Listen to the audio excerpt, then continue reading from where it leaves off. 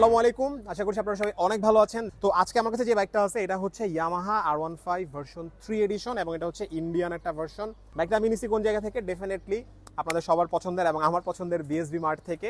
আজকের ভিডিওতে আপনাদের সাথে এই বাইকটার একটা রিভিউ শেয়ার করব। তবে R15 এর রিভিউ আসলে ওইভাবে শেয়ার করার কিছু নাই, এই বাইকটা আসলে অনেক আগের, বাট তারপরেও একটা কনস্ট্রাকটিভ কথাবার্তা বলার চেষ্টা করবো যে এই বাইকটা যারা আসলে নিতে চাচ্ছেন নিলে কেমন হবে। আর বাইকটা আসলে খুবই সুন্দর। বাইকটা নেওয়ার পর থেকে অনেকক্ষণ আসলে চালাই ফেলাইছি, তারপর চালানোর পরে এসে আসলে যে ভিডিও করা হচ্ছে স্টার্ট করতেছি। তো চলেন এই বাইকটা সম্পর্কে কথা বলা শুরু করতেছি। আচ্ছা চলেন একদম শুরুতেই কথা বলবো এই বাইকটার লুকস নিয়ে। এই বাইকটার লুকস নিয়ে আসলে কথা বলা কি লাগবে বলেন তো? খুবই সুন্দর লুকসের কিন্তু একটা বাইক, পুরা ব্ল্যাক। এটা হচ্ছে Yamaha R15 Indian version BS4 edition. আর এটার যে কালারটাকে বলা হচ্ছে দি ডার্ক নাইট এডিশন। দেখেন কি সুন্দর, তাই না?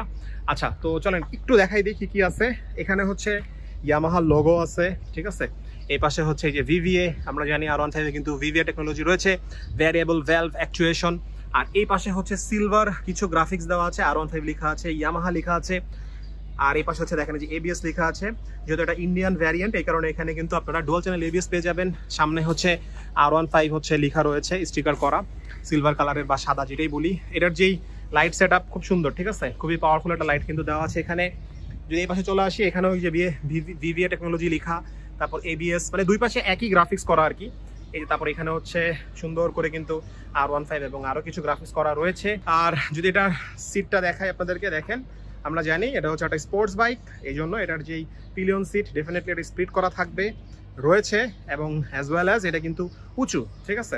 আর এই যে এখানে কিন্তু ভার্সন 3 লেখা রয়েছে। আর এটা যে এক্সস্ট, সুন্দর একটা এক্সস্ট পাইপ দেওয়া আছে। আর এটা যে ইনস্ট্রুমেন্ট কনসোল, এইটা আমার কাছে আসলে খুবই ভালো লাগে। আপনাদেরকে যদি ইনস্ট্রুমেন্ট কনসোল দেখাই দেই, দেখেন হাই বাড়ি। আচ্ছা এখানে হচ্ছে 6টা গিয়ার আছে, এটার মধ্যে আসলে সবকিছু আছে। আপনার কি লাগবে, মানে বাইক রাইড করার সময় আপনার যা যা প্রয়োজন আপনি কিন্তু সবই এখানে কিন্তু পেয়ে যাবেন, ঠিক আছে। ট্রিপ 1টা 2টা, অ্যাভারেজ স্পিড আছে, ঠিক আছে, ওডোমিটার আছে, তারপর হচ্ছে ফুয়েল গজ, RPM ইন্ডিকেটর, গিয়ার ইন্ডিকেটর থেকে শুরু করে সবকিছু। তারপর এখানে যে ABS এর লাইটও জ্বলতেছে। চলুন আপনাদের সাথে এখন কথা বলবো এই বাইকটার ইঞ্জিন ডিসপ্লেসমেন্ট নিয়ে। খুবই পাওয়ারফুল একটা ইঞ্জিন কিন্তু দেওয়া আছে ইয়ামাহা R15 ভার্সন 3 এই বাইকটার মধ্যে। 155 সিসির একটা ইঞ্জিন দেওয়া আছে। ইঞ্জিনটা হচ্ছে সিঙ্গেল সিলিন্ডার। বাংলাদেশে 150-60 সিসির মধ্যে যতগুলো বাইক আছে সবই আসলে সিঙ্গেল সিলিন্ডারের। আর এটার কুলিং সিস্টেম হচ্ছে ডেফিনেটলি লিকুইড কুলড। আর এটার মধ্যে কিন্তু দেওয়া আছে ভ্যারিয়েবল ভ্যালভ অ্যাকচুয়েশন অথবা VVA টেকনোলজি। VVA টেকনোলজিটা কিভাবে কাজ করে এটা একটু পরে বলতেছি আসলে। আর এটার যে fuel system definitely fuel inject. Power টর্কটা বলে দিই, ঠিক আছে, খুবই পাওয়ারফুল একটা বাইক। আর স্পোর্টস বাইক থেকে অনেক বেশি পাওয়ার এবং টর্ক ফিগার কিন্তু আমরা পাই আসলে। এটার পাওয়ার হচ্ছে 18.6 HP at 10,000 RPM এবং ম্যাক্সিমাম টর্ক আপনারা পেয়ে যাবেন 14.1 newton metre of torque at 8,500 RPM। আর যদি আপনাদেরকে একটু বিল্ড কোয়ালিটি বলি, R15 এর বিল্ড কোয়ালিটি কিন্তু হ্যাঁ ভালো বলতে হবে, স্পোর্টস ক্যাটাগরির বাইকের মধ্যে ভালো। আর সুইচগুলোর বিল্ড কোয়ালিটিও মোটামুটি ভালো। আর এটার হচ্ছে এই যে ব্রেক লিভার, ব্রেক খুবই ভালো। এটার যে মধ্যে যে ক্লাচটা দেওয়া আছে এটা হচ্ছে স্লিপার ক্লাচ দেওয়া আছে।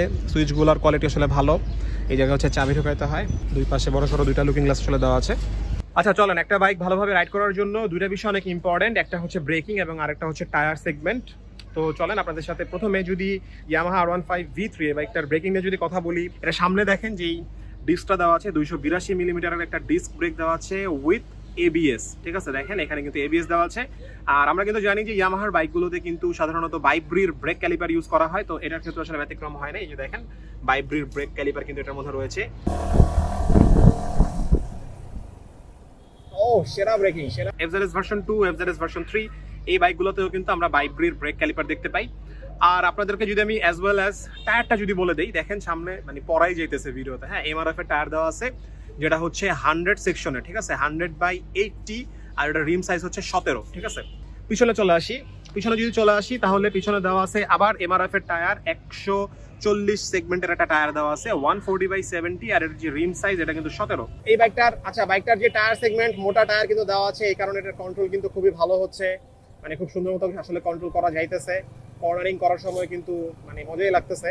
আর পিছনে যে ডিস্কটা দেওয়া আছে এই ডিস্কটা আসলে ছোট, 220 মিলিমিটারের একটা ডিস্ক ব্রেক দেওয়া আছে, বাট এটার মধ্যেও কিন্তু দেখেন এই যে দেখা যাইতেছে ABS কিন্তু দেওয়া রয়েছে। সিট হাইট হচ্ছে 815 মিলিমিটার। এটার গ্রাউন্ড ক্লিয়ারেন্স ভালো, গ্রাউন্ড ক্লিয়ারেন্স হচ্ছে 170 মিলিমিটার। তো বাইকটা যতক্ষণ চালাইছি কোনো স্পিড ব্রেকারে আসলে এটার বাইকের লোয়ার পার্টটা আসলে বাড়ি খায় নাই, এন্ড এটা আসলে ভালো লাগছে বাইকটা চালানোর সময়। আর এই বাইকটার ভর বা ম্যাস হচ্ছে 142 কেজি কার্ব ওয়েট যেটা। আর বিশাল একটা ট্যাঙ্ক, বাট এই ট্যাঙ্কে ফুয়েল ধরবে হচ্ছে 11 লিটার। আচ্ছা, ফুয়েলের কথা যেহেতু বলে দিছি, আপনাদেরকে মাইলেজটা বলে দিতেছি। R15 স্পোর্টস বাইক হওয়া সত্ত্বেও এই বাইকটা থেকে কিন্তু খুব ভালো ফিগারের আসলে মাইলেজ আসলে পাওয়া যায়। আপনি আরামসে 40+ পেয়ে যাবেন, আর যদি একটু মেনটেন করে রাইড করেন তো সেক্ষেত্রে 45, 46 এরকম করে কিন্তু মাইলেজ পেয়ে যাবেন। তো আপনারা যারা আসলে ভিডিওটা দেখতেছেন, আপনারা যারা আসলে R15 ইউজার আছেন, কমেন্ট করে আমাকে এবং অন্যান্য ভিউয়ারদেরকে জানিয়ে দিন আপনি আপনার R15 থেকে কত করে মাইলেজ পাচ্ছেন। আপনাদেরকে ভ্যারিয়েবল ভালভ অ্যাকচুয়েশন এটা একটু বলে দিচ্ছি। তো আমরা যখন বাইক রাইড করি আর আমরা যখন গিয়ার আসলে শিফট করি তখন কি হচ্ছে বলেন তো, আমরা যখন ক্লাচটা চেপে ধরে যখন গিয়ারটা শিফট করতেছি তখন কিন্তু আমাদের বাইকের কিছুটা কিন্তু পাওয়ার লস হইতেছে, ঠিক আছে। আর এটা যেহেতু R15 ভার্সন 3 BS4 এডিশন, এটার মধ্যে কিন্তু কুইক শিফটার নাই। দ্যাট মিনস আপনার কিন্তু যে ক্লাচ চেপে ধরেই কিন্তু গিয়ারটা শিফট করতে হবে। তো সাধারণত দেখা যাইতেছে কমিউটার সেগমেন্টের যে বাইকগুলো রয়েছে, আমরা যখন গিয়ারটা শিফট করি তখন কি হচ্ছে, আমাদের পাওয়ার লস হচ্ছে। বাট R15 V3 এর মধ্যে যেহেতু ভিভিও টেকনোলজি রয়েছে, এই কারণে আপনি যখন গিয়ার শিফট করবেন পাওয়ার লস হবে, তবে অন্যান্য বাইকের তুলনায় এটার মধ্যে পাওয়ার লসটা খুবই কম হবে, ঠিক আছে। তো ভিভিও টেকনোলজির একদম কি বলবো, সরল বা একদম সিম্পল যেই ডেসক্রিপশন বা সিম্পল যেই এক্সপ্লেনেশন এটা হচ্ছে এতটুকু। তবে আরো অনেক বিষয় আছে, ইঞ্জিনের যেই ক্যাম শ্যাফটারগুলো খুলে, লোবগুলো যে খুলে, তো ওগুলা ডিটেলস আর যাইতেছি না। সো এই হচ্ছে R15 ভার্সন 3 ইন্ডিয়ান ভার্সন যেটা আর কি। তো বাইকটাতে বসার পরে এটার হচ্ছে যে এরকম হচ্ছে লুক আসতেছে, দেখেন আমার অ্যাকশন ক্যামেরাতে এরকম লুক আসতেছে। এখানে হচ্ছে দুইটা বড় বড় হচ্ছে লুকিং গ্লাস দেওয়া আছে। আর এটার যে হ্যান্ডেলবার কিন্তু ডাউনওয়ার্ড, যেহেতু এটা স্পোর্টস বাইক। আর আপনারা জানেন যে R15 কিন্তু চালানোর সময় লিন হইতে হয়। আর এটার যে ইনস্ট্রুমেন্ট কনসোল দারুণ, দেখেন খুব সুন্দর বড় সড়ো ইনস্ট্রুমেন্ট কনসোল। চলেন চালাইতে চালাইতে আপনাদেরকে বলি যে এই বাইকটার সব বিষয় আসলে ভালো। তো আমার পার্সোনালি কোন কোন জিনিসগুলো আসলে আজকে রাইড করতে ভালো লাগছে, অনেকক্ষণ ধরে বাইকটা আসলে রাইড করতেছি, চলেন সেটা একটু বলার চেষ্টা করি। বাইকটা নিয়ে যদি প্রথম যে কথাটা বলতে হবে সেটি হচ্ছে এই বাইকটার স্টিয়ারিং পজিশন একটু কমফোর্টেবল না, যেহেতু একটা স্পোর্টস বাইক। আর আপনারা জানেন যে স্পোর্টস বাইকে কিন্তু লিন হওয়া লাগে, আর R15 অনেক বেশি লিন হওয়া লাগতেছে। তো এইটা আসলে কিছুক্ষণ পরেই ঘাড় ব্যথা হয়ে যাবে, তারপর হচ্ছে ব্যাক পেইন শুরু হবে। মানে কমিউটার বাইক যারা রেগুলার রাইড করে, যেমন আমি কমিউটার সেগমেন্টের বাইক রাইড করি, তো এই জন্য আমার কাছে এটার স্টিয়ারিং পজিশন খুবই আনকমফোর্টেবল লাগতেছে। তবে যারা রেগুলার R15 ইউজ করে বা যারা R15 ইউজার আছেন, তো তারা আস্তে আস্তে নাকি এটা তাদের অভ্যাস হয়ে যায়। ওকে, বাইকটার ভালো দিকগুলো আপনাদেরকে বলি। এটার যেই এক্সেলারেশন দারুণ, স্পোর্টস বাইক তো এটার এক্সেলারেশন ভালো হবেই। তো চালাতে আসলে মজা লাগতেছে, মানে এক্সেলারেশন দিলেই বাইকটা সুন্দর মতো মুভ করতেছে। আচ্ছা, বাইকটার আরেকটা ভালো জিনিস সেটা হচ্ছে এই যে স্পিড ব্রেকারে বাইকের নিচের পোর্শনটা বাড়ি খায় না, এটা আসলে একটা রিলিফ। কারণ দেখা গেছে যে যেই বাইকে চালাইতেছি লাস্টবার BSB থেকে নিয়েছিলাম এক্স মোশন, ওইটা প্রতিটা স্পিড ব্রেকার হচ্ছে বাড়ি খাইতেছিল, আর এটা বাড়ি খায় না। এটার যে গ্রাউন্ড ক্লিয়ারেন্স 170 মিলিমিটার, এই কারণে ভালো আসলে। আর 3 নাম্বার ভালো বিষয় ডেফিনেটলি এটার যেই ইঞ্জিন, খুবই পাওয়ারফুল একটা ইঞ্জিন, খুবই পাওয়ারফুল স্মুথ একটা ইঞ্জিন আসলে ডেফিনেটলি। আচ্ছা, 4 নাম্বার ভালো দিকটা কি হবে, ডেফিনেটলি এটার যে breaking, outstanding breaking, dual channel ABS দেওয়া আছে, ভাইব্রেট ব্রেক ক্যালিপার, বিশাল বিশাল দুইটা ডিস্ক দেওয়া আছে, সবকিছু মিলা এটার ব্রেক হয়েছে একদম আউটস্ট্যান্ডিং। তারপর এটার যে ইনস্ট্রুমেন্ট কনসোল সুন্দর, টিভির মতো একটা ইনস্ট্রুমেন্ট কনসোল, টিভি না মোবাইলের মতো একটা ইনস্ট্রুমেন্ট কনসোল, বিশাল, সব ইনফরমেশন দেখা যাইতেছে, and that is helpful for all the riders. তারপর বাইকটার মাইলেজও ভালো দিচ্ছে, হ্যান্ডেলবারটা নিচু, লিন হইতে হয়। আচ্ছা, এখন কথা বলবো না, একটু বাইকটা চালাই।